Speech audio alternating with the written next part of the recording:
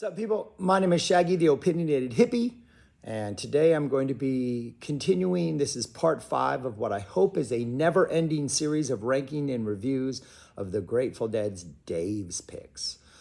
Dave's Picks been going on now for about 12 years, 4 releases a year, complete concerts or what's available from any complete concert from the Grateful Dead.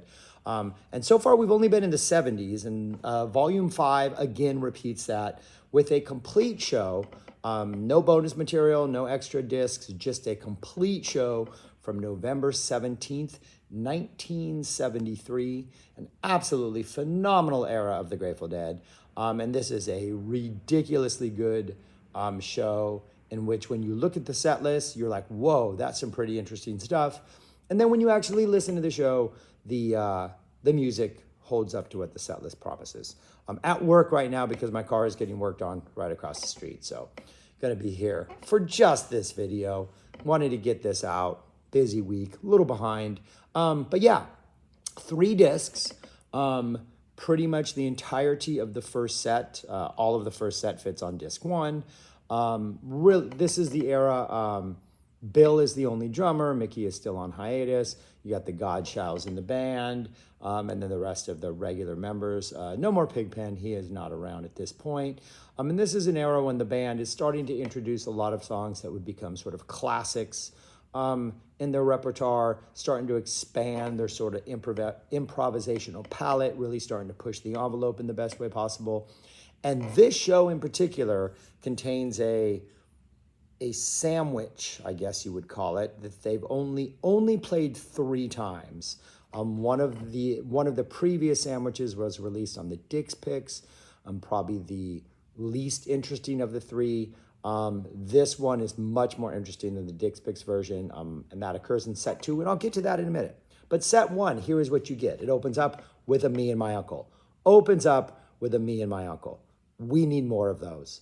I wish that happened more often. I think that is a great opening number. Next, Here Comes Sunshine. Excellent Here Comes Sunshine. Very good energy, high energy, well jammed, an amazing song. Can't go wrong with this. Not quite as epic as the one on Dick's Picks Volume 1, but still it's Here Comes Sunshine. So it is great. Rest of the second set, pretty strong. Looks Like Rain, Deal, Mexicali Blues, Tennessee Jed. I do think maybe the Jerry Show songs are bringing a little more energy and a little more fire in this set. But then Bob drops a The Race Is On right in the middle. Not even Kentucky Derby Day, and we get a The Race Is On.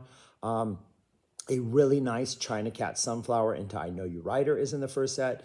This is the era when they would drop that Feeling Groovy jam right in the middle of China Cat, and this is a good Feeling Groovy jam. And then the first set closes out with a Big River, a Brown Eyed Women, and an Around and Around, which I wish Around and Around had stayed in that slot. I think it works better as a first set closer than as a show closer. But anyways, really solid first set, with sort of the highlights coming early with the Here Comes Sunshine, and then that China Rider towards the end, kind of balancing it out with some really good Jerry choices there. And then the second set opens up with a disc 2. We're into the second set now. Opens up with a Road Jimmy, which is just such a weird way to open up a set because it's a pretty chill vibe. Kind of a slightly funky, not as funky as it would be, in the later half of the 70s and into the 90s, but still a good Road Jimmy. Jack Straw, Ramble on Rose, and then the reason you want this release, the thing that makes it just kind of stand above the other releases in the Dave's Pick series so far, giving away a little something at the end, is we get the Playing in the Band, into Uncle John's Band, into Morning Dew, back into Uncle John's Band, back into Playing in the Band. We get that, whatever you want to call it, the Morning Dew sandwich with Uncle John's is the cheese, and I guess Playing is the bread. And there was a version of this on Dick's Picks, I think it's volume 24 that has it. None of them really do anything interesting, but they kind of overall, it's more of an interesting experiment than one that works. This, I think, works well. And a lot of it has to do with the Playing in the Band, comes out hard, comes out strong, has some very, not really aggressive playing energy, but some forceful if there's a difference between those two words. It's just some really good exploratory energy in the playing in the band. It goes on for about 15 minutes, the whole first part of the playing. And then they transition into Uncle's. And Uncle John's band kind of has a hard time catching fire and maybe doesn't seem to work, like the segue maybe doesn't seem to work at first. But by the time they get to that sort of first instrumental break into the third and fourth verses, the playing energy, that weird, forceful playing energy, kind of just forces its way into the song. So by the time we get to that like latter half jam, it is like fully devolving almost into a playing in the band. You can feel that playing in the band energy. You can feel them maybe trying to like burst free from the whatever constraints in Uncle John's band gives them, and they're really, really pushing that envelope. And it gets pretty intense, and it goes on for what? This is like a 7.5-minute version of Uncle John's, which is like the first 2/3 of the song, essentially.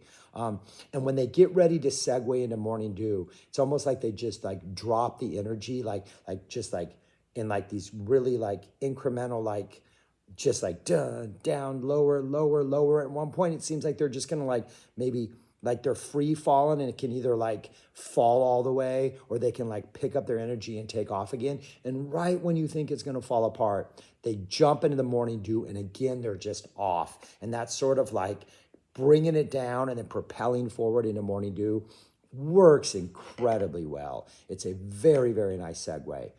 The Morning Dew is strong. Solo feels like it's going to reach somewhat epic peaks, like it's going to be just like a almost one of the best 73 endings, that really cathartic, ending when Jerry brings the vocals back in after the solo. But because they're going back into Uncle John's band, you don't get that sort of resolution at the end of Morning Dew.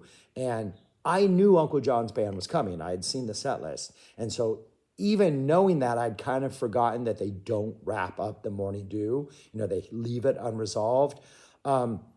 And so there is kind of a weird, like, oh, that's weird. But the transition into Uncle John's band is nice. And they're going back into that sort of Uncle John's band ending jam, that second half jam, only for about 1.5 minutes, because it is obvious that the playing energy is strong, that they really want to push the envelope and go out there to weird places. So they quickly go back into playing in the band vibe. We get another 12 minutes of playing in the band, including like a reprise ending. So just a really solid, what is this, like 23, 36, like 15 minutes of music with this playing Uncle John Morning Dew, Uncle John playing sandwich. That is just spectacular. Much better than the Dix Picks version of this.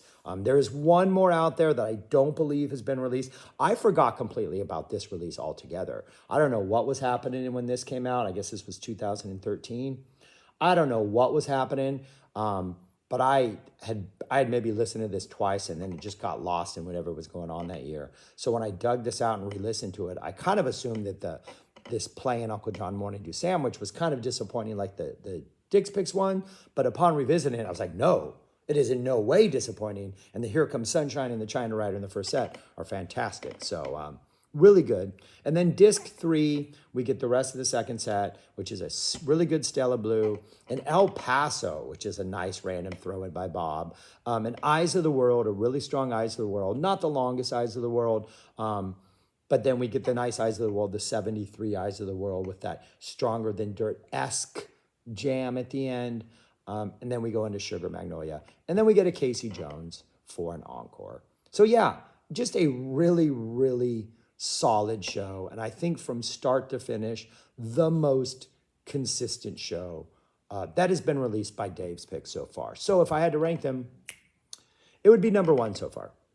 73 taking number 1, that 74 show falling back to number 2. All of them are good. I think this is maybe the only one that kind of comes closest to maybe, I don't even think this would be a top 10 in like the Dix Picks. And its number 1 is Dave Picks. So while I'm really enjoying the Dave's Picks releases, and I'm really glad they're out there, I do not think they have yet to reach the height of any of maybe the top 10 to 15 Dix Picks. So yeah, but anyways, that's it. That's it. That's it. Number 5, Dave's Picks. A really, really, really good 73 show that I definitely think is worth checking out. Simply, if only to hear the playing in the band, Uncle John's Morning Do, Uncle John's Playing Band sandwich. We never came up with an acronym for that, did we? The PUM up, P-U-M-U-P, PUM up. That's the way I would write it in a set list. So anyways, that's it. Let me know if you check out the show. Let me know if you have checked out the show. Comment, like, review, all subscribe, all that kind of weird stuff. And yeah, have a good day, y'all, and we will see you next time.